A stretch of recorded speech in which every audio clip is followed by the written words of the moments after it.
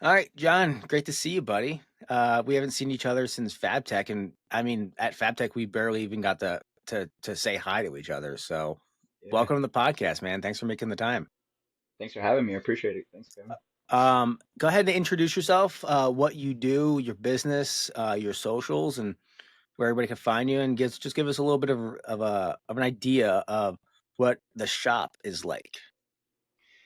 Ooh, that's a good question. So it's the Shop Incorporated. I'm in Orange County, New York. I'm on Instagram at the Shop Incorporated, and I think I'm a professional problem solver, more or less. I do welding, fabrication, some machining, line boring.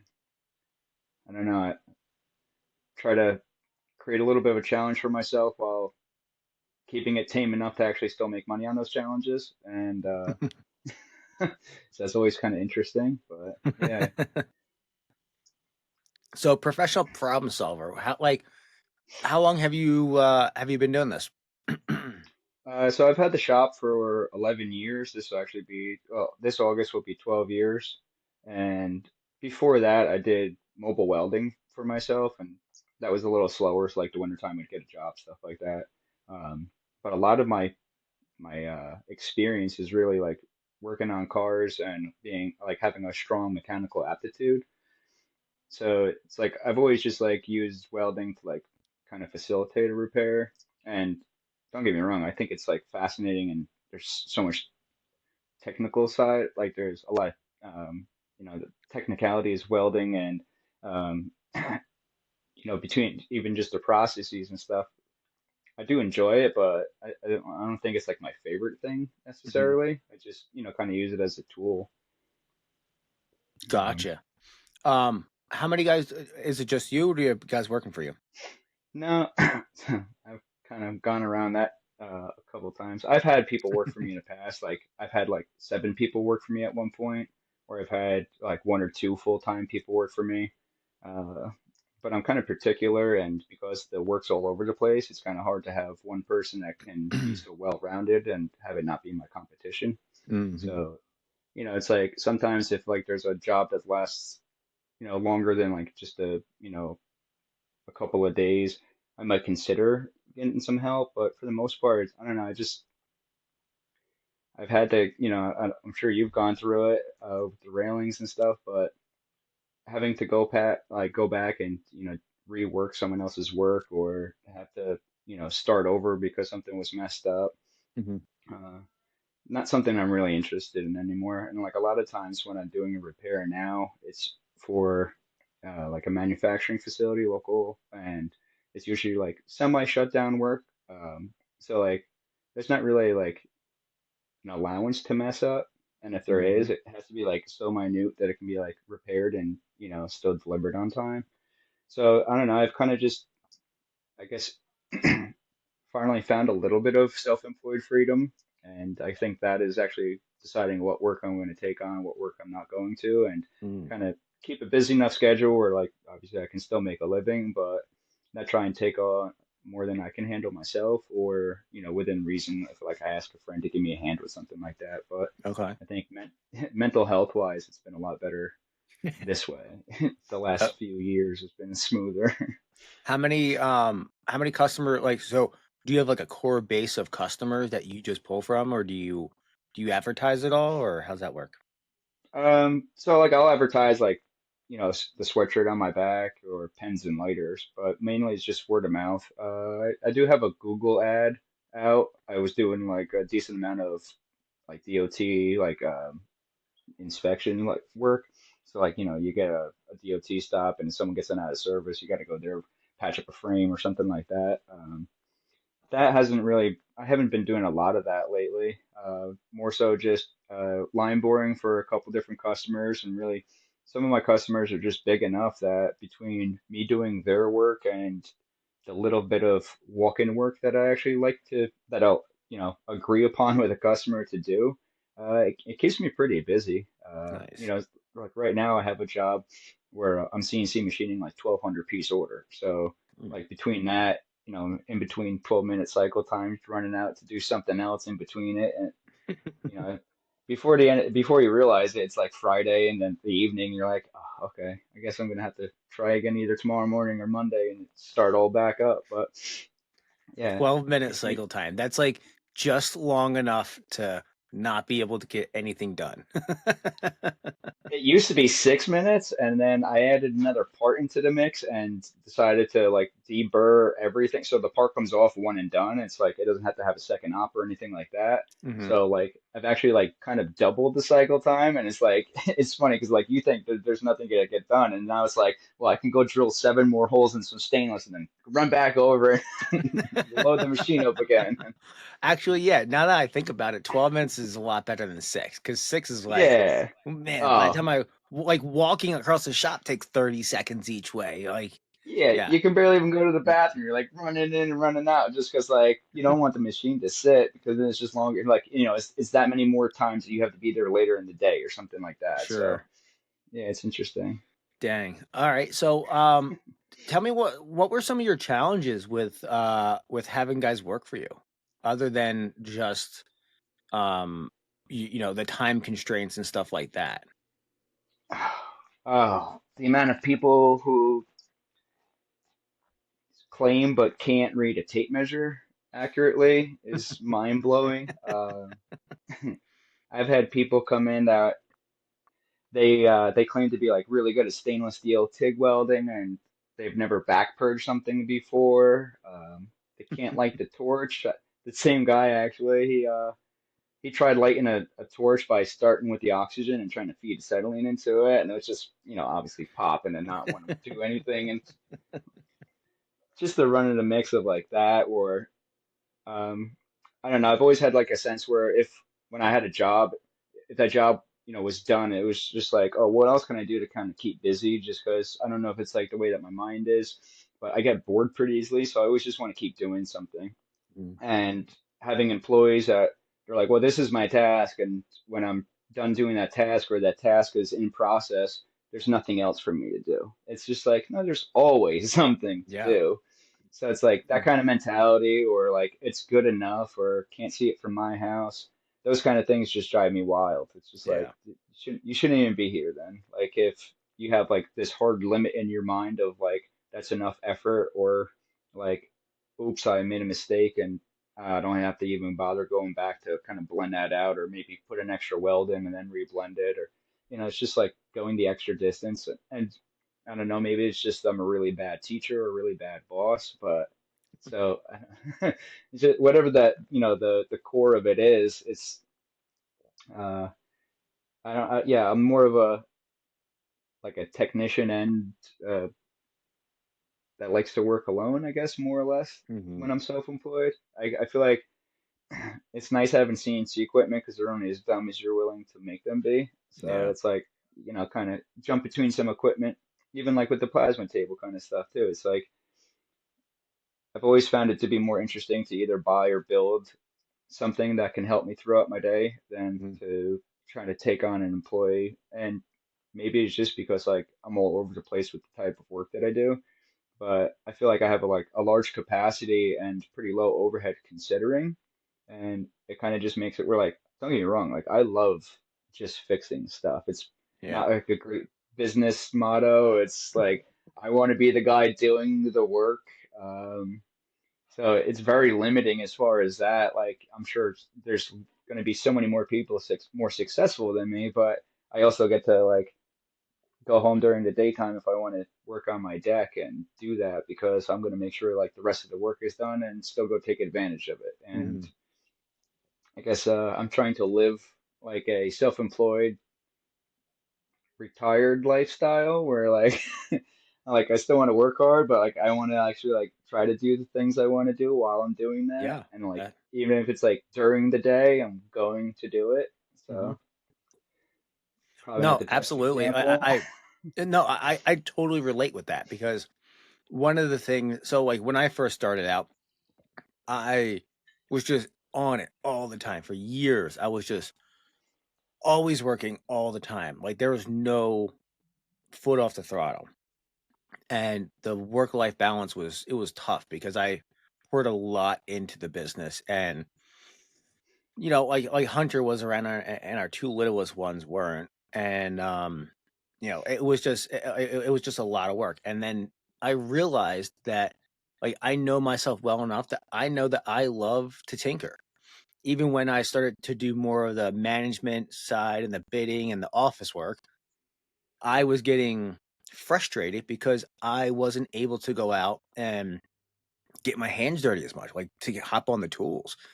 And being able to go out and actually, so I realized I needed a mix of that. I needed to be able to do the estimating, do the office work, get it done. Like my sweet spot is like 3 hours a day.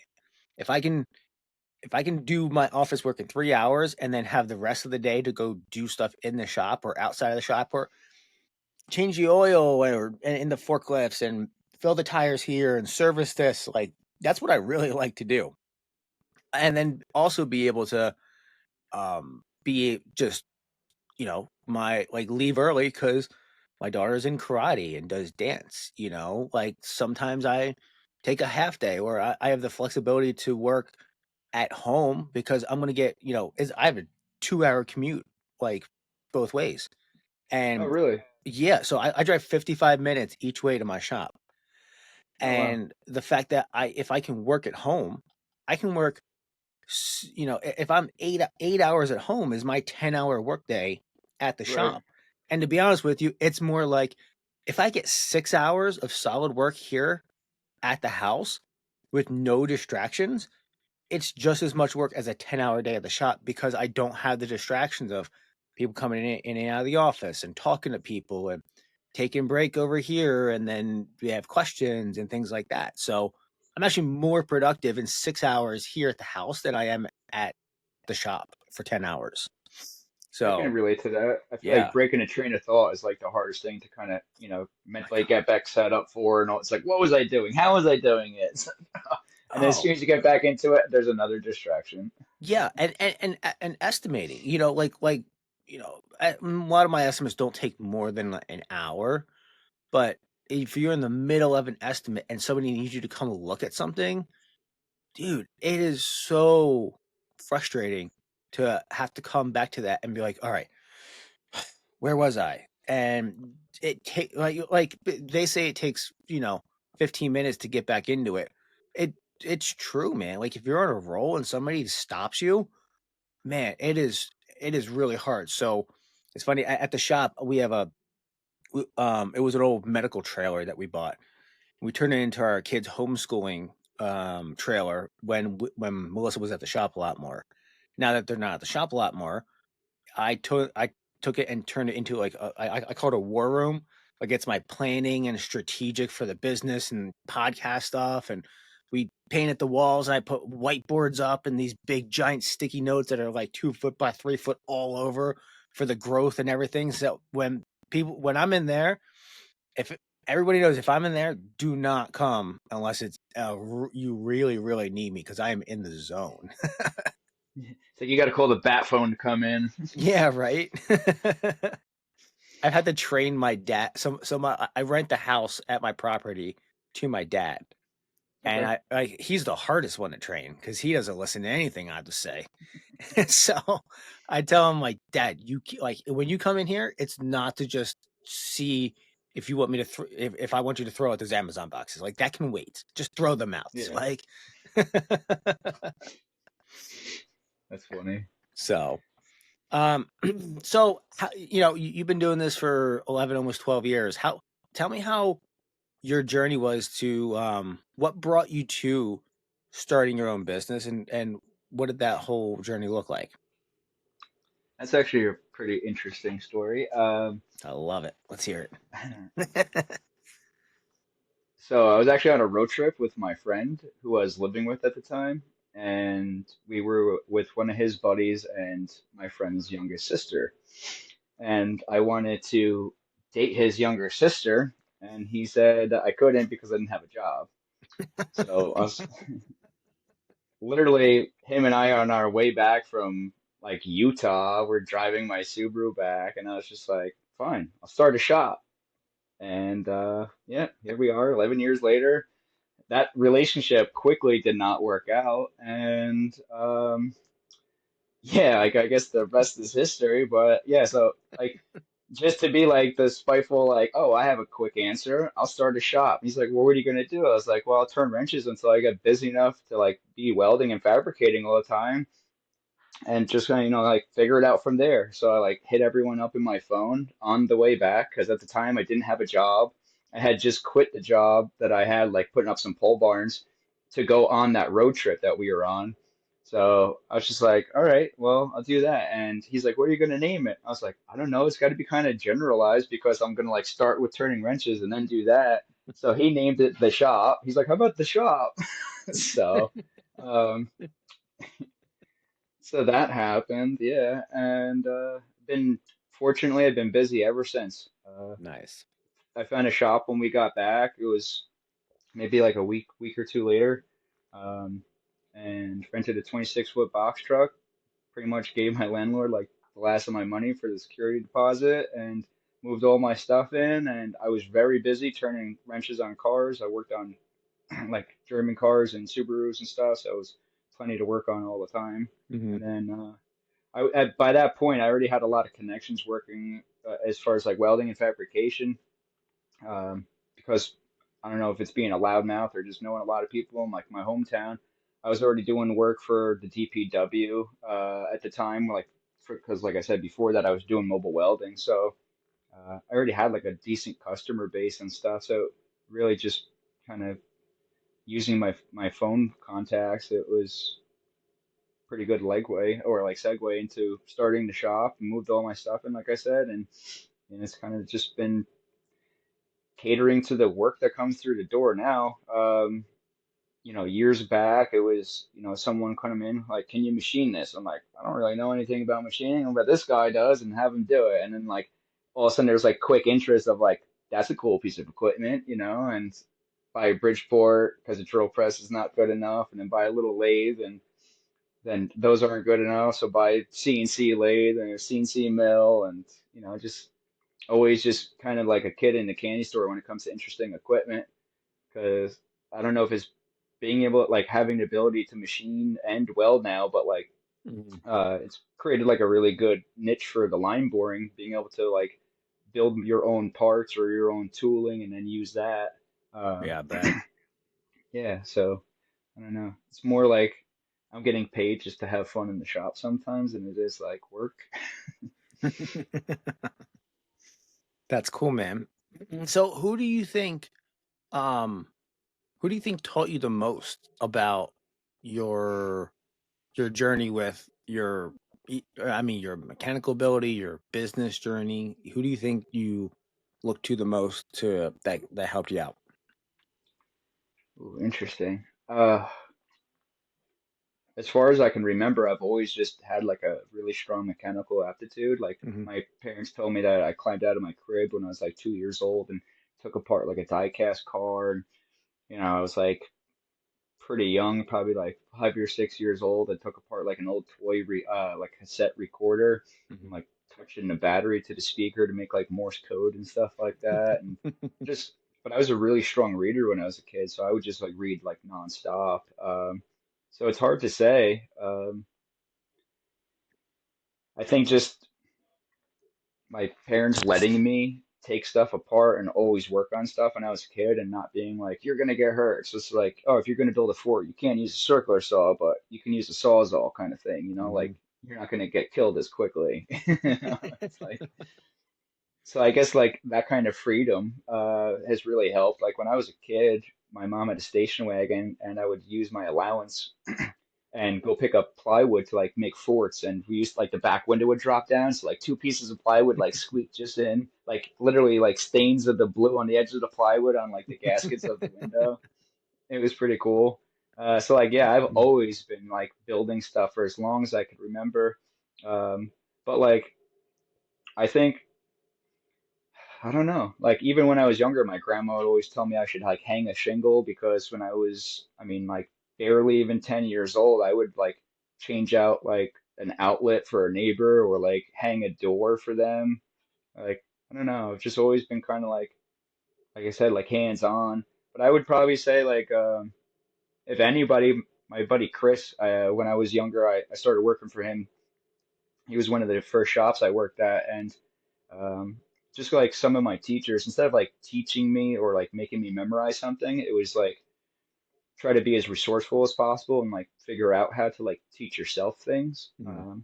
So instead of like stopping at something, let's like, oh, I can't do this. It's like, why can't do that? Oh, it's because this needs to happen. It's like, okay, well, let's break that down. How do you do that? And it's just like ask enough questions, and before you know, it's like, oh, I just have to move this screw a little bit, and it's Mhm. like, yeah, there's 1,000 other steps, but um, so I don't know if I have like a great answer for that. I would just say maybe like a couple bosses over the years were like pretty key as far as into like explaining how to like, maybe lay out a little bit better instead of laying out a flange on four sides or like a plate off of four sides. It's like find the square corner and work off of two edges and things like that that just like you don't think about it not making sense until you realize that like not every plate is cut square or this or and it's like Sure. tolerance stack up and like just a little bit of experience from every job over the years, I guess, is just Yeah. kind of rounded me into like being able to like diagnose stuff more or less, I guess. I don't Sure. know.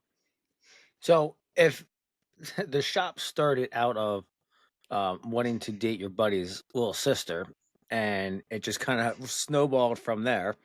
Hmm. What was some of the big breakthroughs in early on in business where you realize like, wow, this like this thing's actually gonna work.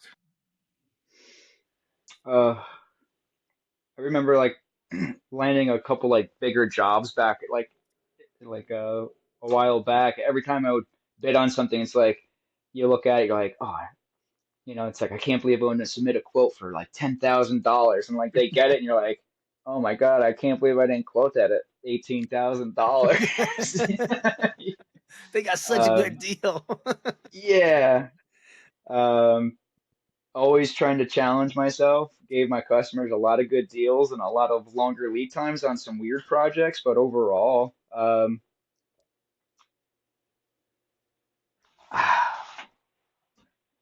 don't know. Hmm. Um, Well, so how about this? What was the hardest thing that you've had to learn in business?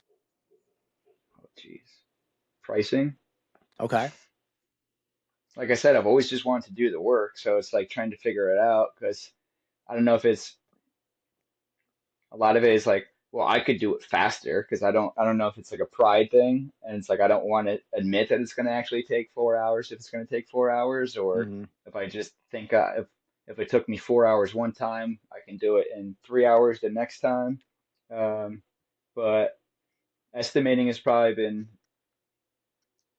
like earlier on one of those things where like it's like, should I even be doing this? Am I qualified? Like I can do the work, but like, and then, but it's also like the flip side of that, I don't ever wanted anyone to quote for me because I feel like a lot of times, mainly because maybe because I'm the one like that I want to do the work, I don't like, it's like, how could they quote for me? They don't know how, much work I can get done in an hour and just, I don't know, just maybe having doubt in other people or doubt in like a fluid relationship like that because working on cars, it was so much easier because you can just go onto the computer, look up what flat rate was going to be, and it was like pretty cut and dry. But with welding and fabrication, I feel like everything is so much different. Like even a railing, it's like depends on where you're going to core drill it, if it's concrete, if it's bluestone stairs. Like there's just so many dynamics to everything that like starting out was just like, holy smokes, there's a lot. But Just fumbling um, through it. yeah, so like a lot of times it was just like when I first started, it was like time and material is going to be the best way that no one gets burned, and then like and then like as like I started to realize like processes and stuff, it was like, oh, I'm going to charge railings by the foot now, or staircases by the stair and platform, um, and then just kind of build a system. Whether it's like looking back at older jobs and kind of just going, oh, that staircase was similar to this one, divided by the stairs and platforms, kind of figure out a little algorithm or formula for it. Hmm. Uh, those is that's helped me over the years. But then because I'm always like trying to learn something different, it's just like, all right, well, I figured out the welding and the fabrication for the most part, where I was like making like really good money. And then it's just like, well, let's just suffer more now and start machining and like, like tool up for that and then figure out how much things are gonna like how much time it's gonna take to do this. And then there's like a factor of like I don't try to make it my customer's problem to for me to learn something. So when it's for like initial, it's like they get a better deal than they probably even should just to kind of entice them to take the job on. Because Mhm. it's like, all right, well, it's like I don't want to invest into myself fully to learn this. So it's like I'll give you a really good deal and you pay me to do the job at like, and then like I'm basically getting paid to learn. And um, I think I've had like a lot of enjoyment doing that because it's just opened up a lot of doors and to the point where like I have more equipment than I have space in my Mhm. shop. But I like using all the different pieces of equipment and it helps really switch up the weeks. Like instead of just doing like, oh, well, these 15,000 stair clips on, it's like not interested, or like do like several hundred feet of railing. I don't want to do that either now. And it's like, I don't know. I guess I've been like more or less picking over the years, or like being picky and choosy more or less on what work I want to take on. And it's kind of like fun every day just to like look at the board and be like, well, this has to get done and this has to get done. I'm gonna decide. I'm just gonna go do this. And Mm. if I hit like a mental roadblock or something, it's like, all right, well, maybe the other project is going to go smoother, or like I thought about that project while doing the other project, and it's just like, oh, okay, that's I'm gonna go that route, and I just kind of bouncing around all day and Yeah. get just trying to get different things done, and Hmm. I don't Okay. know. Yeah. So you said that so your shop is like what? You said like 20 minutes from your house ish? Yeah, it's like 17 minutes unless there's like a farm tractor or something you gotta wait to get around, and it's like 20 minutes. So with being self-employed, like what does your work-life balance look like for like a typical week? Pretty bad. Way Okay. more about work than I should be. I used to work like ridiculous hours, like Sam Wells hours, ridiculous hours, like for years, and like kind of gave myself a lot of burnout. And then we got the house, and then I worked even more because I was working on my house. But typically now, um, I try to come in like by 5:30 in the morning, and then it gives me like that quiet time to whether it's like office work or physical work downstairs in the shop, just kind of get done anything that I really need to like spend a lot of attention on or focus. I try and do those like first thing in the morning, um, unless something like really has to get done, and I'll just do that job. But I try to do like the more focused jobs first thing, and then um, sometimes that'll last all day, and other times it's depending on what the workflow is. I do work for a local food manufacturing facility, and they'll call me up sometimes. It's like, hey, can you come repair this? Like we're in the middle of production, and this thing needs to get welded. So it's just like drop what I'm doing, go take care of that, Hmm. and then sometimes they just like bring me home, like give me stuff to like take home to fix, kind of like it's like homework more or less, or like plus all this stuff needs to get fixed.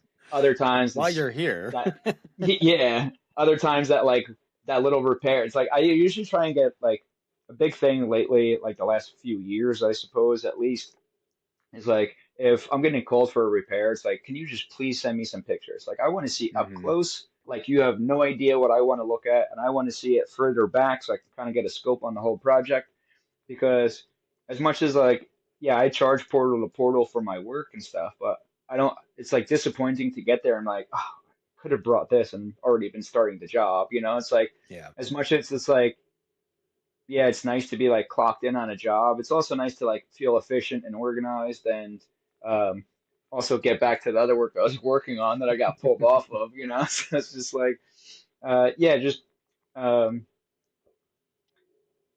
I work Monday through Friday. I used to work every single day until my daughter is turning 3 in February. So for the last 3 years, I've been trying to learn how to dial things back and at least be home for dinner time. Mhm. And then depending on how shot I am, I usually don't go back to work, but if something's pressing or, it's leading up to Fab Tech or something, then it's like, all right, well, it's like I'm gonna work a couple weeks at night after dinner and stuff and just try and get caught up just so like things that I want to do, I feel like I'm not pressuring my customers into like a delay or anything like that. Mm-hmm. Um, Try not to really work Sundays. I just come into the shop to um, maybe just check on things because I'm obsessed, or like I feed the stray cats outside, so I usually just use it as an excuse to come down.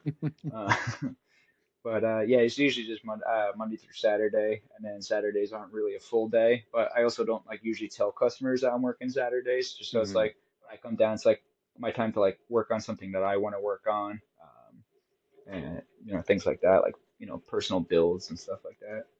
Gotcha. Um, what is your what's your goal? Are you looking to just stay one man and efficient and just keep on grinding it and just getting more efficient and more efficient, or are you looking to build a team, or what does it look like for the next couple of years for you?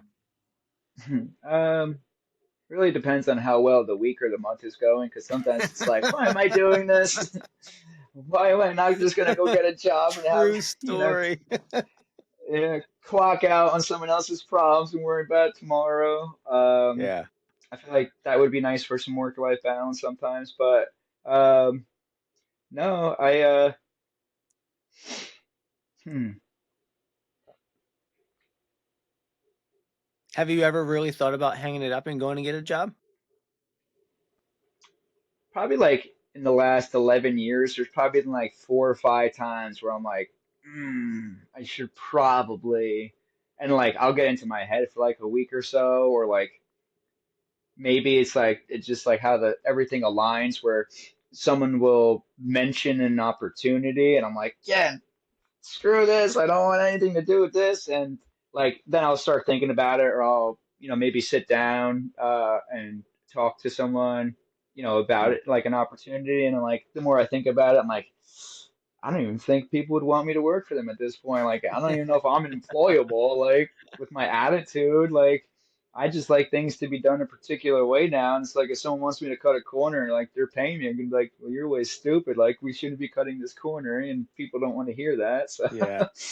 um, no, I might. So I don't really know. Like my short-term goals are to try to actually spend a lot more time with my family, to try to like not really put my customers second, but to not keep forcing myself to think that they're more important than everything else, Hmm. um, which is kind of hard, especially because like a lot of my customers like they don't really need me, but I'm like, and my even when I send them a bill, like even though like it might be like a lot of money or something like that, it means nothing compared to like how much it would cost them if they had downtime.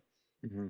So it's like I don't know, I feel like I owe them more than, but like I have to kind of take a step back and say that I owe it to my family more too. Hmm. Um, but I don't know. I have. I always kind of like set goals for myself. Like a recent one was I want to make a portable plasma cutting system, like CNC. So like I just made like a rough draft version of it, and just so I can kind of see like what I have to improve upon, try to like update that one a little bit, and then have like Rev 2 or Rev 3 like be available for sale. Um, so that's like a more of like a smaller short-term goal. Like I sold my old plasma table that I built in 2014 last January to my buddy Greg Becker, and I kept telling myself, I'm like, I sold it because it was always taking up room and I wasn't using it. And, it was able to cut like half-inch plate on the 60 amp plasma because I didn't have three phase at the time for anything really that much bigger. So then I put an oxy-fuel torch on it and it was great because then I can cut whatever thickness I wanted and it was like a perfect cut. But then if it was something I needed to laser cut for stainless or aluminum, I wasn't doing that in house, obviously. So like that would sit more times than not. And I'm like, all right, well, I want to sell that. And if I sell that, in my head, it's always like, well, it would be cool if I can bring it on site and do on site work, whether it's horizontal, vertical, or on an angle. Uh, so that was my goal. And then after selling it, it was like months and months and months go by. And of course, I didn't start the project because it was like, oh, it just seemed cool in my head. And then I went to Fab Tech. I came back from Fab Tech. I'm like, what am I doing? So like, I gave myself a goal of like, like a deadline. It had to be done in like a year from when I sold the table. So granted, it wasn't like refined and finished, but like I'm making money with parts off of it right now. And Hmm. it's like not as nice as it should be, but it's still better than me cutting out by hand. So it's Yeah, like kind of still a happy medium, more or less, even though it does need to get refined and finished up. But um, and then like personal goal, um, I'm 38, turning 39 in April. I have to think about that for a second. April what? And April what? April 15th. Ah, okay. I'm April 2nd. Tax day. Oh, nice. Sweet. I'm also turning Probably 39, so nice. Oh, sweet. Um, so I want to have my house paid off by the time I'm 40, and it's looking like it's like working out that way. So it's like a hard goal, but that's heck been yeah, like my like longer term goal. Um, so I don't know, just trying to set stuff like that, I guess. that's awesome. Where, well, it's like long term goals seem so daunting to me, so I have to like condense them into like making it as like hard and quick as Bite size. possible. Yeah, Yeah. Well, like, yeah, because I'm like, man, a 30-year mortgage seems ridiculous, you know? So, like, we bought our house, I don't know, it's like 2017 or 2018. So it hasn't been that long. So, yeah, it'll be nice to, like, kind of have that done free and clear and then figure out the next goal. I don't know what nice, that'll be. Um, I would like to eventually get my own property, I think, for my building, but where I'm located right now, my landlord, he's just so easygoing, and all the other people that rent the shops over here, they were more or less all the same age. You know, like some are a couple years older. The one kid, he's 8 years younger, but it's like we always say that like people should record us because it's always ridiculous and like. But like it's we can have like meetings and stuff and like some mornings everyone's congregating in someone else's shop and shooting the shit and whatnot. But um, so it's in a good spot, and where all my customers are too. It's kind of like the epicenter of where they are. It's very convenient and easy to get material and stuff. So as far as like opportunities for where I would want to shop, I would want to obviously a little closer to my house than 17 minutes. So it's like there's like a couple places. So we'll see how things go. But once I pay off the house, maybe see if I can pull some strings to get something else to work as far as like that. nice, But yeah. Do you set cool, a man. lot of goals for yourself, or what do you do for goals? Um, I don't do the whole New Year's resolution thing. Yeah, Um, right. yeah, that's just not really my thing. But Like goals, if you can't do in July, you can't do in January. exactly. Like if you're gonna, if you want it bad enough, you shouldn't wait till January. Like you should Right. just go do it. Um, so I don't do anything like that. But yeah, I have long-term goals and short-term goals, and the problem with me is I get distracted real easy. Like I chase shiny shit all the time. Yeah. And that has been my learning lesson for the past year of really like trying to rein my and I have. Like I really reined myself in a lot with chasing the chasing shiny stuff. And it's really this year, like last year was a year of refining the business. This year is going to be a year of refining personally, like for what we want out of life, and I'm diving more into the podcast because I want to make that more of a priority, along with really JMW and things like that. So yeah, I've got some goals, and it's just they're kind of fluid sometimes. We're up in between a lot of things right now. So, I mean, my big one for this year is really just is really hammering down on the podcast to make this something more than just a hobby that I do on the weekends. You know what I mean? Nice. Yeah, right. That and the special Fabricator Olympics has been taken off too, right? It has. That's actually a big part of what we're doing too. We are still working on finding we're recording this in middle of January. We're working on finding a spot to do it. We have a couple spots that we could do it, but we want it to be kind of its standalone. Like we want to rent our own spot rather than piggyback off of someplace else, like we did the last 2 years. So, and really just planning more ahead of time because I feel like every year it's, I'm terrible at marketing and I'm really good at getting stuff done, but I'm bad at marketing. So we're really trying to focus on getting that um rolling earlier in the year, just so it's not so much of a daunting task. Like I have to take 2 months off to like run this thing when it's coming Yeah, time. right. Last minute So everything. yeah, yeah, and, like, the last 2 years have been it's been learning, like, last year, I spent a lot of time making standard operating procedures for everybody. So, the idea is to take this on the road and be able to do this all around the country, and in order to do that, you're not gonna have the same people helping out all the time. So, you need to be able to standardize things, just like Hmm. I standardize things in our shop. We have standard operating procedures for this and that, and there has to be people need direction. So last year was the beginning of the standard operating procedures, and this year we learned, and this year we're refining and we're doing it better. So I'm pretty excited for how the Fabricator Olympus is going to shape up this year. I think we're Nice. looking mid-October. We don't have a hard date yet, but we're looking mid-October to be like a month after FabTech. So Oh, nice. yeah. So Yeah, so like as far as like what you were saying with that, it's like continual improvement kind of things. hmm Um, with like the processes and standard operating procedures. It's like there's a podcast I listen to sometimes about and like they say stuff like that. It's like what like don't keep like tribal knowledge, like don't try to memorize everything. hmm Just because then like you're gonna have to like be that important go-to person every time.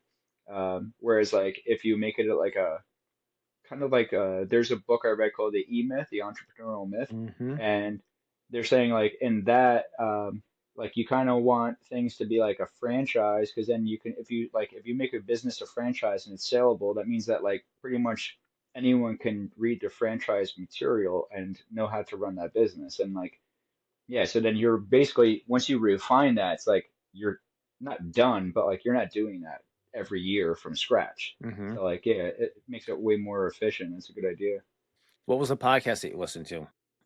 It's called the lean build. I'm sorry, the wow, incremental CI.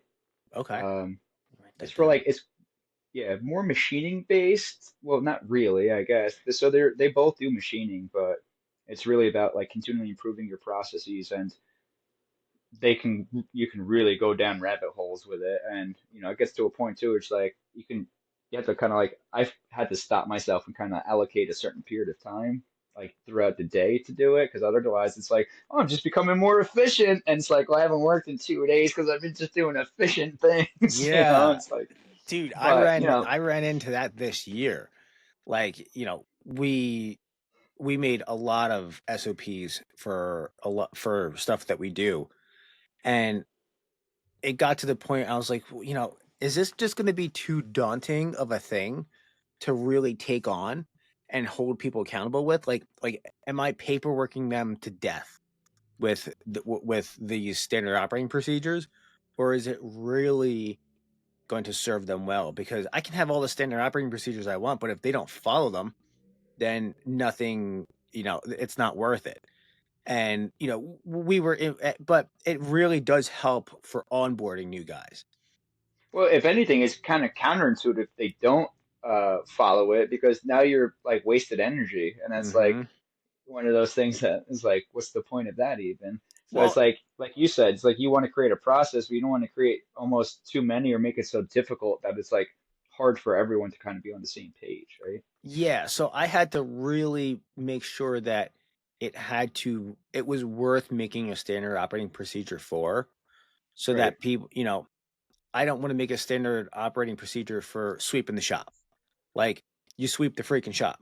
You do a good job or you don't. You know what I mean? Yeah. But But to when like unlock for the day or to shut down at the end of the day, absolutely those are things. Or to yeah. like, to weld a railing, you might have a certain procedure that you want so it doesn't twist up. And like hmm those things, yeah, that's going to make a lot of sense, save you a lot of time, a lot of money in the long run too. Yeah. And even installs. Like I started one for how to install railing because there's, how to a lot of guys come to us and they can weld, but they've never core drilled before.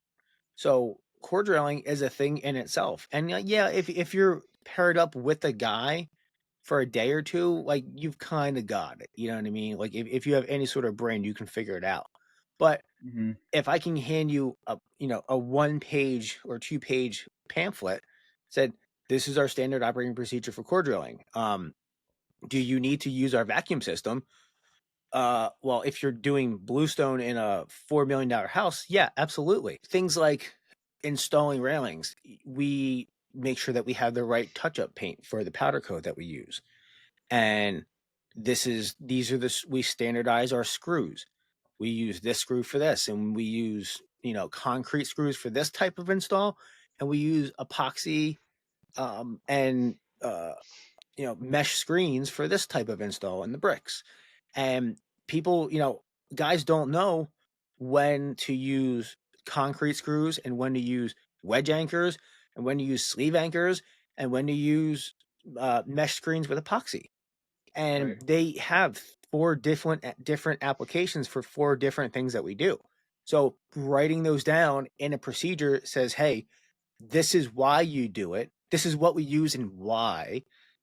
It helps take that tribal knowledge that I have and the guys who have been in the shop for 2 years have, and conveys it to the guy who's been here for 2 weeks when he goes out on an install, you know? Yeah, absolutely. So to touch on that, I from like some of the like the that and then like that podcast I was telling you about, and another one, this one Lean Built with Jay Pearson. He has these excellent videos. He does like machining products and stuff. But so like where you would want to like kind of revert back to information for like knowledge base for like the four different types of anchoring systems and stuff like that. Absolutely, like PDF or on a piece of paper printed out is great because someone can just flip through and like, oh, this is what I'm doing. This is ready to go. But sometimes as like a process or like a technique. So for instance, like when he assembles, he has these vacuum fixtures, and he'll actually do a video and he'll post it to his YouTube account and then do a QR code. So then like someone that's doing it can just take a picture of the QR code and go boom right here. And it's like whether they're home, they can rewind it, and like now he doesn't have to train every individual person on how to do it. It's like watch the video, and now Hmm. it's like not wasted motion and all these other things. Everything stacks up all the time with like the improvement and stuff and being lean. But it's really interesting too because like every time I had an employee, I was doing everything so wrong. Where I'm trying to teach them and I'm trying to do everything so hands on in myself, and it's just like, well, yeah, if I would have made a video or something like that, it's like how much more extra minutes would I would have had that week, and maybe they only had two questions at the end of it, not like Hmm. trying to teach them one on one. So yeah, I think stuff like that is really important, especially, as your business starts to grow and stuff like that, and you don't want to have to be that guy all the time. You can kind of just you were that guy once, and now it's already, now it's to your advantage. 100%, dude. I have a YouTube folder for things that I've looked up and are good training for guys in the shop. So Oh, good thinking. we haven't implemented it yet, but things like, you know, correct size extension cords for what you're using. Like you don't use like an 18 gauge extension cord that you get at the dollar store to plug in your chop saw. And guys Right, don't exactly. understand like the amperage, the voltage, and the watt and wattage and ohms and stuff like that. So I find videos and save them so that when we have team meetings, we'll be able to just watch this video. It explains it way better than I could and go from there. Like one of the things that I thought about this last week was, like a few months ago there was a TikTok video going around of, how to tie at the end of ratchet straps where Oh you like yes, roll it up and then you the trucker style one. yeah, Yeah. yeah, exactly like the trucker style. You like wrap it around the back and then you loop it through and then you twist it to tighten it up. Dude, that is Hmm. brilliant. You know how many years I've been freaking wrapping the excess around like other things and then trying to like roll it up and then tie a knot around it and everything. But like it's something that like that where I want to standardize, like cuz it matters. Like if you put, Yeah. if you've got a powder coated staircase and you don't tie your strap up correctly, Oh then my you're gosh, right. driving 2 hours down the road, and that strap Tail whipping and is beating just it. Yeah. whipping the powder coat. Well, guess what? By the time you get there, that powder coat is ruined. That like Hmm. so it's a balance of like some guys would see you're gonna tell me how to wrap up my ratchet strap. Yeah, actually, because like I've had a problem with this before, and it actually is important in our business. You know what I mean? So it's things like Well, that and I'll where say it too, like, and if it's all done the same way, chances are it's going to end up being done faster yeah, because it's like, so, like the guy next to him can say, no, it's doing this way, and then like if everyone's doing it the same way, eventually everyone's going to just keep increasing in speed too. So it's yep, like, it just exactly, makes sense. yep. Yeah, I love that idea of just making videos on for training experiences, and the QR code is a really good idea. I think I might implement that for things like how to roll up, because like to try to explain how to roll up a ratchet strap in paper, like that's Oh, not gonna right. happen. Like Oh, yeah. you can just Exactly. Yeah. yeah, Well, just even so, link it like to it. on my CNC machine, I actually on the mill, I took like video and I edited it all down on like exactly how to start it up, and like even like when I go to turn the knob, I have like text come up. It's like rotate clockwise 90 degrees, and then hit F1, and like I put the text up on the screen as I do it too, just so, like as someone's doing it, they're not like, oh, but what button did he have to press or this or that? Just like make it so like when you look at it, like you can be like, as long as you could read, you can figure it out from that one video. You know, it's just Yep. like, yeah, now, so the same kind of thing. I want to put on a QR code. So it's like, you could take a picture of that. You can take a picture of the one on how to run the part. You can take the picture on how to shut the machine down. And it's just like, now you, if you have questions from there, it's great. And if it's a good enough question, you can always edit that video later on. And it's just like, now you're kind of like, the questions that people ask from your videos could really help you determine on like, how good the video is or not, because like you're always thinking like, well, I know how to do this, but it's like that whole peanut butter and jelly sandwich thing. It's like trying to write down and tell someone how to make that sandwich. It's like, oh, what do you mean they have to both be on the inside of the bread and not on the outside of the bread with the peanut butter and jelly? It's like, what? But yeah, some people just they need that. So to try to convey that in a an appropriate manner, it sometimes can be interesting. So it's like that, yeah, like sometimes video makes a lot more sense than something written down, but then like Yeah. easy access to the video too. Hmm. Do you have any other tips like that that you think people are kind of like slacking on, where it would be a really big help in their business? uh I think some of the biggest things that I like waste time on as far as like a good tip is I have like 30,000 pictures on my phone, and it took a while to start realizing that like it doesn't matter, like, so it's the same kind of lean principle more or less, or continual improvement is like it doesn't matter how much information you have if you don't know where to find it. So like you could have no information and too much information, and it kind of does the same thing at the end of the day. So like organization is really important. So like I've been really trying to, whether it's like equipment related, like I just got a new spider crane, so like now I have like a folder for everything for the spider crane for pictures, whether it's like a lift tag or a hydraulic motor number or whatever the case is. But um, I think that like if you could take a step back and think how much time that you go through looking for some information, it's like, and you do that repeatedly, make it streamlined. Like even on my plasma table, like I didn't use great software. I used Bobcat at the time, but um, actually I still use it because I've created all these templates. So it's like if I'm doing a profile on 16 gauge stainless on 40 amps, it's like all I have to do is select that and then the geometry. Everything's figured out. Compute toolpath, I have G code in seconds. Mhm. And instead of like going through and it's like, oh, I want to select this and select that, and it's just like um, I don't know, just be aware of what you spend your time on. A lot of times when I'm doing something, I personally think, I'm like, I can't believe I'm doing this again, or how much time I'm spending to do this. And it's just like, well, what can I do differently? It's like whether it's looking for drill bits and then getting a drill drawer set up or something like that. So it's like, well, now I don't have to go look for all my different drill bits. They're all in the same spot, or grinding wheels, or uh, leaving a grinder set up for each individual, like a cutoff wheel, a grinding disc, a Mhm. wire wheel, a sanding disc. It's like, don't be switching that. Yeah. Grinders are too inexpensive to be doing that. Um, and then I don't know, like I kind of like. it's not like a huge, like not really that crazy of a tip, I guess. But one of my most favorite things I've done in the last few years is kind of take for like at least my shop consumables, like when I have my like I stick weld and carbon arc off my XMT 350. So I'll keep like a mix of different carbon arc rods all in one like stick electrode holder. And then same thing where like I'll keep 5/32, 3/16, eighth inch, and 3/32 7018 in that. Because then like if I'm doing something out by the door, it's like, oh, I just have to weld this quick. Well, it's a lot easier just to like change the amperage than to go back onto the shelf and grab different rods and this and that, or like different carbon arc rods. So I feel like having like I don't know, just know what you're really kind of going to be doing. And even if it's kind of broad, it's like, all right, well, put together a little mixture of things just to make it easier.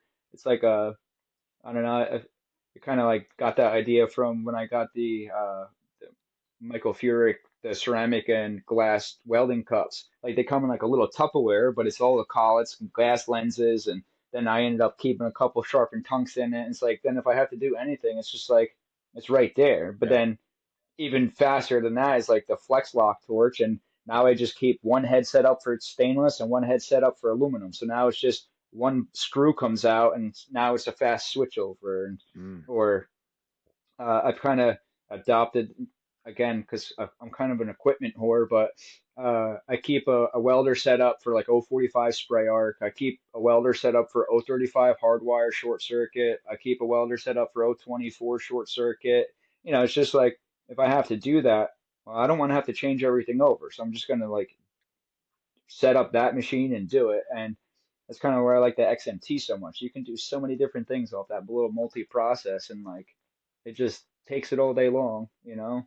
Yeah. Um, I guess that, and also like don't be afraid to buy equipment that's going to really, save time throughout your day. Um, I've made purchases that I didn't need just because I wanted, like, and I now it's like to the point where like I don't even use them all the time, but like Piranha Iron Worker. I got a 90-ton Iron Worker, and like it's just having that to be able to cope out a corner or knock something. It's just like, Oh, oh my God, like how else would you do it? Get a cutoff wheel or get the torch and then grind it when you're done, or just press a button and hit a foot pedal, and now that thing is ready to weld. Like, done. so yeah, exactly. There's just a lot of good equipment out there for stuff like that, but again, it kind of goes back to SOPs and stuff like that. If you're gonna have other people do it too, it's like, well, you need to tell them that if you're gonna bend material to keep your chin out of the way or to keep your fingers out of the way to punch, is you're gonna start punching material, and Man, like move it's your like you chin. have to Yeah. say those things. You know what I mean? It's like crazy. It's like, oh, that thing you're bending, it's actually gonna move. It's like, yeah, that's how bending works. Oh. What do you think is the best tool that you bought? Favorite tool, My favorite tool. Holy smokes, that is quite a question. right? Um, So I haven't even used it yet, but I just bought a new spider crane, and I love cranes and I love things that are track driven. Mm. So Talk to me that's about the probably spider crane. so I just got a Meta 174C. Okay. Um, this is actually talking, because so Dylan Haas has his spider crane, and obviously Nick has his. Yeah. So down at Fat Tech, I was like, man, I really miss having my spider crane, and now I'm friends with you guys, and you guys have spider cranes, and I don't have one, and so I was like talking to them, like more moaning and complaining I didn't have one at the time, and one came up at an auction like right near Nick's house, and he was like, "I'll tell you what," he's like, "if you buy it, I'll go pick it up." And I was like, "Oh my God!" So I couldn't not buy it. So I had an older one. I had like a late '80s. It was like R&B engineering, like super Japanese. I mean, this one's super Japanese too, I guess, like gray market, I guess, kind of more or less. Where like you have to like take a picture and Google Translate all the controls, or Hmm. just try each one and write down what it does. But my original one was it had like a hydraulic pad that would just push down, manual outriggers on it. So you'd have to set everything up, lower it down. You're like, it still needs adjustment. It had a manual jib on it, and it was belt driven for travel. Whereas this one now, it's factory wireless remote control. It actually has final drives, it's hydraulic drive, and it's a three-stage boom, all hydraulic and hydraulic outriggers and stuff. So It's only got a 3,800 pound capacity, which is like 1.72 metric tons or something like Hmm. that. Um, That one does like but 28 or 29 feet, correct? no, I think it does like 18 feet. Okay, okay. It's not that big. Because Um, I was looking at the meters when I was looking to buy mine, and I think I went with Spider Crane because it just had like a little bit more reach, you know? yeah, right, yeah. Yeah, and then like I don't know, you watch Adam Seaman Steel, he's got that Yeah. Jekko. That thing is unbelievable, Mm. honestly. Like the Spider Crane ones are beautiful, but that extra articulation up by the top, by the like Yeah. the jib section, is just like, oh my God, that thing.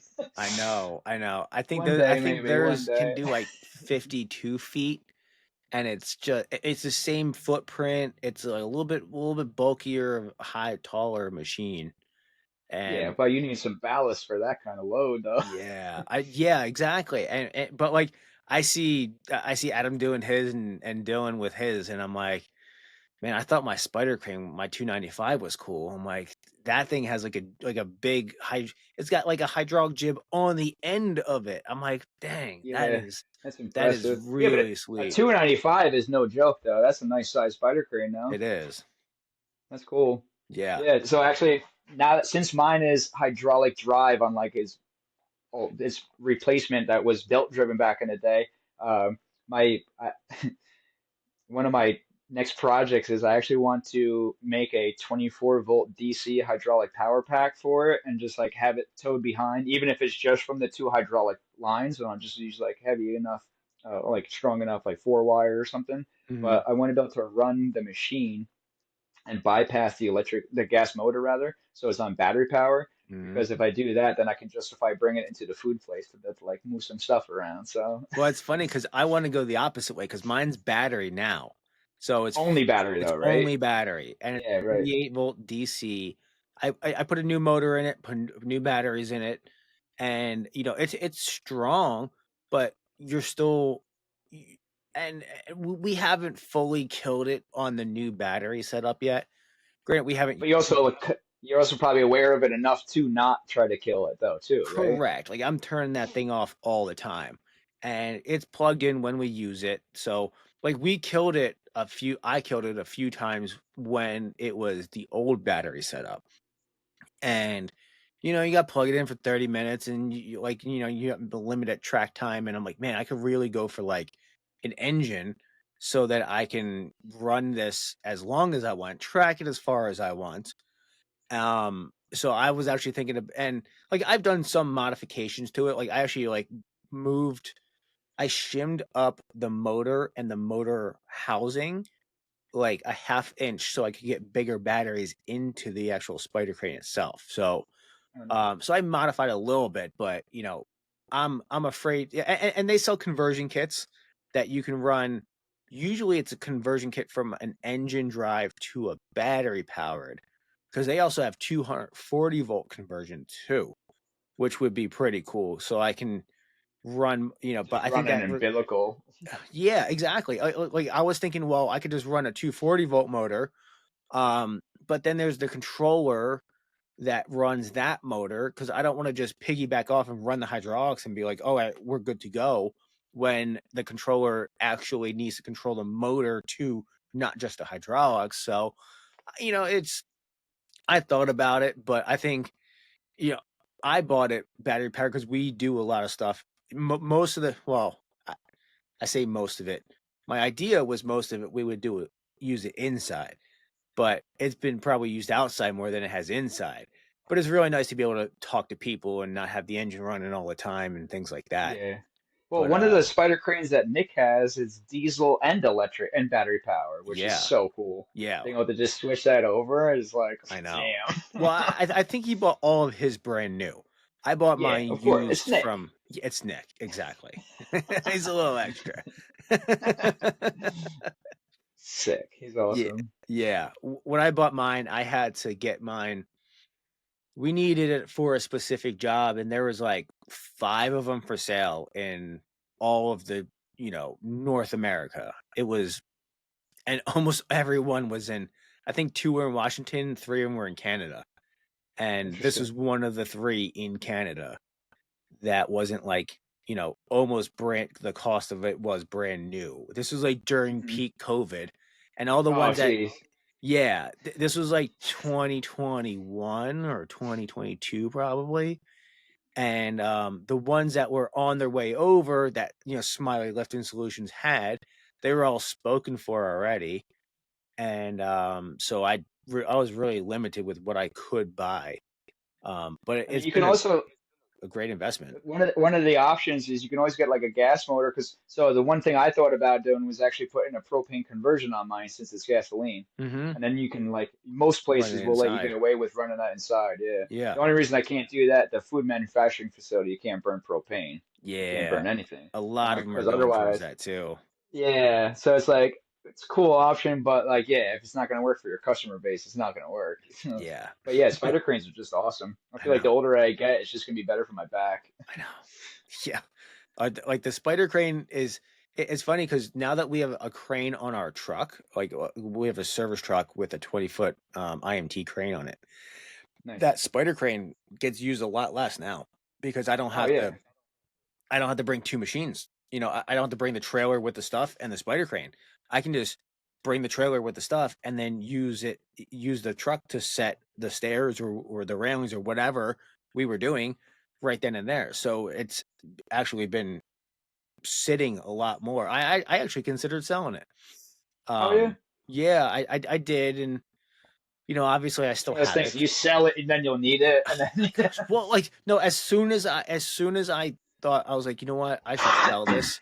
I sold 3 jobs that I was gonna use it for, and I was like, oh jeez. "Well, there's a sign from God that I should not sell it." So, Yep. I but kind of like tell myself that a lot too. And it's like, oh, but since like I had a sense that I should keep that, and like then something comes up, and you're like, it makes me such an equipment hoarder though, because I'm like, I just justify holding on to everything because I'm like, mhm, yeah, but like I do so many different things that I'm gonna need it now, but I might need it in like 6 months, and it's gonna be like the cat's ass and help me out, yep. and it's just like kind of makes for like bad mentality for me, at least for like wanting more and more stuff and not getting rid of anything.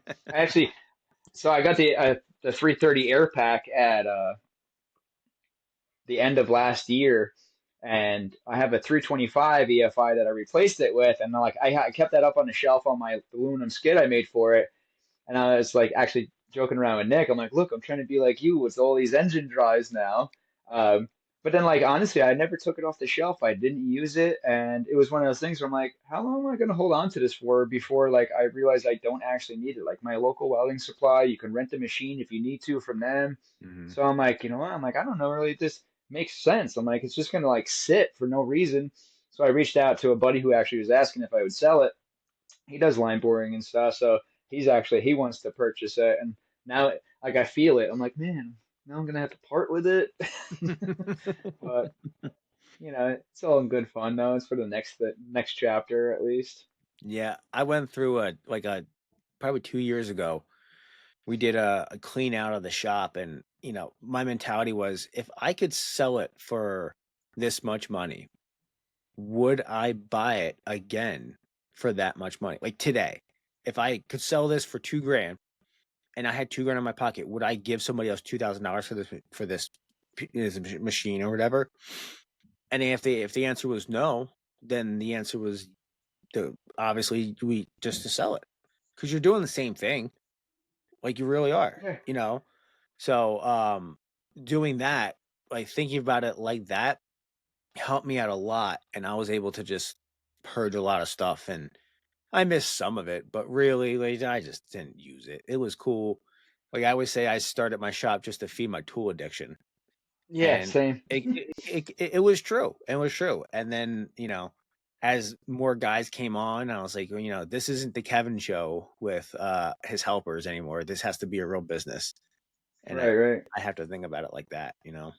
Actually, similar thing. So like for line boring, I had first bought an end drive unit, and then it was like really cumbersome, and it was like really hesitant to use it.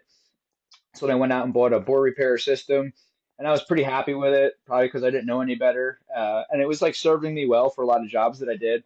And then I finally got a Climax set up, And then after that, I got the Climax set up as long, and that goes from an inch and three quarter bar. I got a 2 and a quarter inch bar, so it's just a lot more rigid. And like you start using that, it's just like, well, I don't want to use the orange set anymore. You know, Hmm. it's like it's not the same. It's not the Climax. And then besides like a few jobs over the last year that I've had the Climax set up, I've barely used the bore repair. So I'm like, you know what? Like I'm just holding on to it just because it's like maybe sentimental in a way to me, but not really. Like, and if I'm not using it, it's just like taking up space and like for like no real reason. So I listed that for sale too, and actually I sold that, and it like you were saying, it's just like yeah, I thought like it would be good to hold on to, but if I'm not using it though, it's just like it's more detrimental to the business than anything. It's just Hmm. like for what reason? Like it's taking up valuable real estate, it's holding up liquid for other things or whatever. So yeah, it feels weird to kind of put some chapters behind, but I don't know. Just got to do it. Yeah. Just got to suck it up and do it. So speaking of getting rid of things, if or looking back, if you were to do it all over again, what would you change? um, I think that I would probably. I really think that like if I would have hired a manager and like sucked it up and like listened to someone tell me how to like manage my weeks and stuff like that, I think it would have been a lot better off. Like a business I coach think or no, like more or less like someone to manage me, like a project manager, more or mm, less. Like try to help with scheduling. Maybe someone that is actually uh, I think of Sam, where like his dad kind of has been doing the same thing for a long time. He's like amazing at estimating and stuff. And Sam's saying that like once he retires, he's going to go work for him. And I'm like, now like that, like if I could have had that kind of situation, like 8, 9, 10 years ago, I feel yeah. like it would put me into like my body would probably be a lot more hurt. But like, I don't know. I feel like I'd be able to like probably grow fast and work, still doing the work and whatnot. Hmm. But I don't really regret it though. Like it's taught me what I really want to do and don't want to do, and what I like about business, what I don't like about business, and like at the same time, I've still afforded to do all the things that I've wanted to do. Like I'm pretty bad at trying to like budget my money. I just buy what I want, and like it's still let me do that for the most part. So it's like not every week is always like roses and things go smoothly, but for the most part, like over the look of like bird's eye view of all the years in business, it's like um, for the most part, I've always had like a gain from the year prior. With the exception of like during COVID, I've never been so busy before in my life, and like it kind of took a little bit of a step down, but like nothing dramatic at all. Some of that also might just be for the fact that like I'm cutting back on work because of my kids and stuff too, or like at least trying to like be home for dinner and stuff like that, and not work just like crazy 20-hour days and stuff like that. Um, but yeah, maybe someone just to try to help me focus my energy and time on things appropriately. Hmm. Do you outsource a lot of like stuff, or do you I just try try to to keep? outsource as much as I can. Do you The only really? stuff I do, or yeah, the only things I do that are like in-house are things that I can't reliably outsource, I guess, at least in an efficient manner or time frame that like it would require. Um, like I think for the real estate that I have as far as the shop, I used to have like a 8 foot, or it was an 8 foot Dyson Crump electric finger brake. And I used, back when I had my plasma table, and I quickly realized that that is not the type of work that I want to be playing around with. I don't want to have to deal with crowning issues. I don't want to have to deal with anything like that. So like, yeah, I would outsource all my bending work, laser work. Actually, I just bought a laser welder. I'm still waiting for it to come in from China. But I feel like that would really help me along with some of the stuff that I do at the food processing facility. But um, yeah, so I was actually outsourcing all my machine work for a while to a local guy who's a little older, And sometimes it was like not done the way that I wanted it, or it took 2 weeks longer, and so it's just like, all right, well, I have to buy that machine now because I have to be able to do that quicker. Um, but if yeah, like I think being resourceful is important because if someone else can do it for me and I can like rely on them and trust them to do it and do it how I would want it to be done, and they're just going to make their money and I can make some money on top of it. Mm, I think it's silly, especially as a one man show, to try to take all that work on. I think as a one man show, it's more important to kind of be like a liaison or someone who is resourceful because you can only do so much work in a 40-hour week. So if you can have other people do some work for you, then I'll do the stuff that maybe doesn't it's not cost justified to freight in or to have someone else do or maybe it requires something to be done on site. So it's like, well, while I'm doing that stuff, it's like I'm gonna have someone laser cut stuff for me. So it's like I usually use like Court at Laser Brothers, and um, it's kind of like really worked out for me where it's given me the availability to kind of get the work done that's either like has to be done immediately, and or also to kind of save customers some money sometimes too. Like I know that even when I had my plasma table and torch table, like if I needed like inch and a half grade 50 plate, I'm not gonna get a 4x8 sheet of that in to be able to cut out a couple of parts. Like my supplier's cheap enough that it's like, well, you're 2 days out, you're gonna cut those for me, and they're basically only charging me for the material that I use. It's like it would cost me more money to do it myself. Like who am I trying to like? Who do I mm, have to prove that to? You know? yeah. So I mean, as long as it makes like I would say if it makes sense monetarily and for whatever the time frame is for the job, yeah, I think it would be silly to not like have other people help me out Mm, at this yeah. point, you know? Interesting. Yeah. We've been learning that. Well, I have been learning that, and we're trying to outsource more. So that's interesting. So like even Mm, that production job, like where I'm doing all that aluminum, it's a 3 inch by 3/8 flat bar. So and it's cosmetic, so it can't have any scratches, dings, dents, or anything like that on it. So I buy the material from through my supplier, but I always request that they get it direct from the mill. So it's brand new. It's not shit sitting on the shelf. It hasn't got drug off the tines on the shelf a couple of times and thrown back up there. It hasn't gotten messed up on a forklift. They pull it all off, have them cut everything to size because they have an auto saw. I don't even think that they charge me to cut it when I look at the price versus like the cost of the material for the job. I'm like, well, it would take me like 15 of these jobs at least to buy an auto saw. And then that's like, I need more room in the shop for it. I would still like an auto saw eventually, but like a smaller footprint.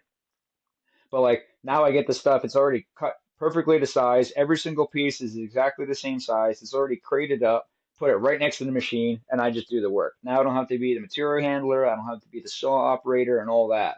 mm, And for maybe a few cents a piece, it's like I would be stupid to be able to be like, oh, try to bring do it it all in. yourself. I'm gonna move it all around myself. Hopefully I don't scratch it up. When I get it, if it's scratched or dented or dinged, like it even says on the PL, like I can literally call them and they'll cut me more pieces. So it's just like just for like the insurance factor of it alone, it's just like, yeah, absolutely. Or like even now, like I can call some of my suppliers and I'll just send them a DXF or like if I'm working on some pins, it's like instead of having to like even lift up a piece of 1 inch to put onto the table or to cut anything out, it's like I just have them cut a couple of these tangs for me, and then like yeah, I'm just gonna go grab that or have them deliver it the next time I get material.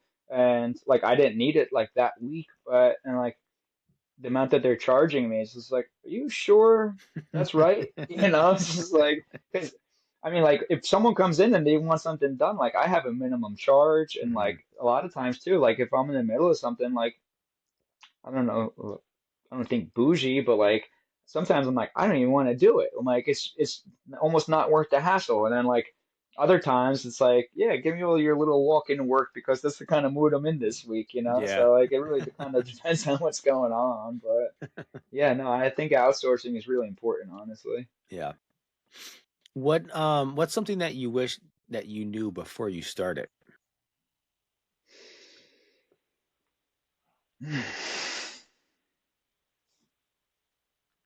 Everything.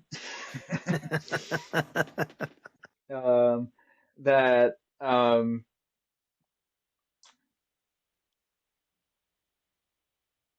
I trusted people when I first started a lot, and Mhm. I don't know if it's because of where I am geographically near the city or what, and like so many people migrate up from the city and stuff, but it seems like in my area, like when I was doing at least mobile welding, I was always trying to get like work, and then I always had to deal with trying to get paid more jobs than not. And to me, that was like my least favorite part about business. Mm. Um, that would give me the worst stress and anger and resentment on some work. So then, like, I kind of switched up how I would operate and more or less kind of just played like I just put my foot down. I would like literally require like if I already didn't do work with you, like you would have to pay me a 50% deposit to do like a job, and if it's like and you have to pay me the remaining 50%, including like a check has to clear before you come take the work. Because if Home Depot is going to do that, or Quick Check is going to do that when you Yeah. want a candy bar, it's like I'm not a bank. If you don't have that money for this, maybe you should call someone else because I'm just going to fabricate. I'm not going to loan you money too. Yeah. I gotta Um, finance it. yeah. So there's a lot of lessons learned with stuff like that, and I've also burned bridges from stuff like that too, just from how bad I handled the situation, and that's probably also what led me to, kind of fine tuning my the way that I conduct business and stuff like that. And yeah, for the most part, it's like but I also don't try to hide it from anyone either. Like if someone calls me and you're like, we need this right away, and it's like they're working on a local bridge or something, I'm like, cool. So you guys might as well this is how much it's going to be. You're going to have to just send me the check now, and then when it's done, you can take it. And there are plenty of people who are like, we're not going to do that. And I'm like, well, I'll give you as many references as you want, Yeah. but I'm also not going to just do it and wait for payment. So like, yeah, I've lost a decent amount of work, maybe, I guess so, from that, but it's so much less stress so that I don't ever have to worry about getting paid from a customer. Mm. Like the customers I have now, the mo almost all of them, with the exception of a couple of them, like I almost always get like an ACH transfer now and like don't have to worry about it. I don't even have to go bring a check to the bank. It makes me feel like that's the way that it should be in business. It's like I'm not a I'm not trying to make an agreement if you're going to pay me or not. I'm just trying to you tell me that you want something made. I'm going to make it and make Yeah. it the way that you want it made. Like it shouldn't even be a concern if you're going to get paid or not. So that was a big lesson. Yeah. Where I'm trying to get on that page too, but I feel like it's different in a little bit different with the general contracting space because we require 50% deposit and um, that's standard. And a lot of people are like, well, we can't do that. And I'm like, well, I'm not into financing your job for you. They're like, "Well, you're not financing." Yeah, actually, I am financing. If you haven't given me, they're like, "Well, when you order, like when you have the material on site and give me proof, then I'll like we can submit a payment." I'm like, "That's cool," but then I have to wait till your next billing cycle for you to process that payment, and then Yeah. at least 30 days after that. So by the time I get material on my shop floor, I'm waiting probably 45 days until I get paid for that material deposit. Meanwhile, in 45 days, the job's gonna be done and installed. Like, that's probably gonna bite us for some jobs. And I had a contractor who I just worked with, who I've done previous work with, and he went to a new company. And before I didn't have such a strict rule on that, and I'm like, hey, they're like, well, just I see you didn't sign that contract. I'm like, yeah, because you guys didn't sign the estimate. They're like, "Oh, okay." I'm like, "Well," they're like, "What's on the estimate that's not on the contract?" I'm like, "You say I'm gonna get paid on the contract, but you don't tell me when you're gonna pay me." I'm like, "Well, I require a 30-day payment and a 50% deposit." They're like, "Oh, well, I mean, this new company's not gonna do that." I'm like, "Well, then, I don't think I'm gonna be able to do that because, and the job's only like 6 grand or something like that." and it's a lentil beam that I gotta go fabricate and put up. It's nothing. So um, and he's like, "Oh man, like if you pull off this job, it's gonna make me look really bad." I'm like, "Look, all right, I'll tell you what. I'll do you a solid. I'm not gonna pull off this job this time, but moving forward, letting you know these are my terms." And this is the way we're going to start doing things. And if it doesn't work out for this new company you're in, man, I totally get it. But I do want to do work with you. I'm just not into, and like I get the spot they're in. They can't submit a bill to their customer until they have proof of it, and this and that, and then there has to be times of billing cycles, and I'm just there are people who will chase that, and I just don't think I want to be one of those people. Maybe I will, but I just think right now, Or I even become more picky and choosy with who exactly, yeah, you know? It's just like, yeah. So, um, yeah, so that's a hard conversation that I had the other day. I'm like, I won't pull off and make you look bad, but moving forward, I'm gonna have to put my foot down because I know how long it takes to get paid for a lot of this stuff, and honestly, I just don't want to be in that game. I don't, yeah. A maybe I lot of it will, is like, but not right now. just like with business, I was like, I guess the biggest maybe tip, like you were asking before, is, um, and I don't always do this, but the easiest and best way to run a business is to not bring emotion into it Hmm. and just treat it as a business. It's like you don't have to like hope that someone's going to pay you if you have payment terms and it's all agreed upon and stuff like that. So it's like I'm as strict as I can be with all those kind of things, and everything moves the way that it should move. Like there's no worry about stuff. But like you said though, you definitely get affected. Like yeah, like I don't do work for some municipalities will give an exception and pay within 7 days, and to me, that's like the longest that I'm willing to wait, kind of thing. And then, but like I also have some customers who are like, they're usually great, and if it takes them 3 or 4 weeks to send me a check instead of a week, like I'll reach out and be like, "Did you get that invoice?" And they're like, "Oh yeah, sorry, we're just waiting on something or whatever." But like usually, like those customers, like I'm not worried about anyway. Um, but it's usually more or less like a new customer because like you don't have a record with them. So it's like, how do you know if they're just trying to take advantage of you or not? It's Hmm. like it's kind of difficult. But yeah, as long as like you always have like contracts are important, even just a signature or like a lot of the times like um, I try to keep an email or text message record of things instead of just a phone conversation. Like even if I get off the phone with someone, I'm like, all right, just to reiterate what we just spoke about, it's this, this, and this. Please respond and confirm. And more or less, like that's helped me out a lot as far as trying to get paid. 'Cause it's like have a little bit of proof of at least what transpired. Hmm. Because it's like if you have a conversation with someone and like you have to wait for permits or something like that, and then it takes a couple of weeks or a couple of months for the job to happen, and it's all of a sudden it's like I don't remember saying agreeing to that, and I feel like that's where things can get a little interesting sometimes. Yeah.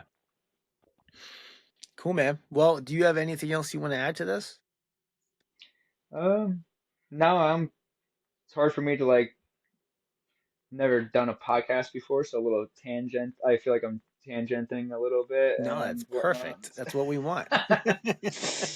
Uh, Cool, buddy. Well, I appreciate you taking the time out, man. I look forward yeah.